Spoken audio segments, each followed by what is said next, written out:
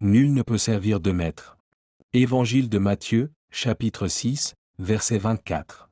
Et en ce qui concerne la marche du chrétien, elle n'est possible que si le chrétien accepte de placer sa foi, donc sa confiance dans le Fils de Dieu.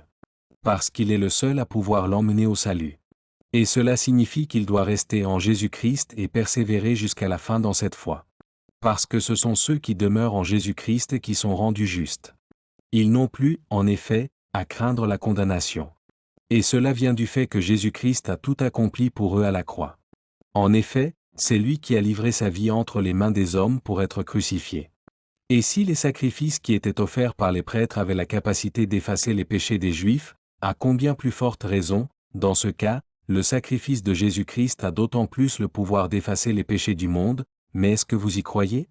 En effet, Dieu explique que tout ce qui est posé sur l'autel est sanctifié. Donc, si nous voulons être sanctifiés, nous devrons, dans ce cas, livrer notre vie sur l'autel qui est Jésus-Christ. C'est pour cette raison que l'Évangile explique que celui qui mange de la chair et qui boit le sang de Jésus-Christ est justifié. Non, parce qu'il a accompli la loi, mais parce qu'il a cru dans le pouvoir du sacrifice qui a été accompli par le Fils de Dieu, qui a été envoyé par Dieu son Père, ceci afin que le monde puisse être réconcilié avec lui-même en plaçant sa confiance dans le Fils.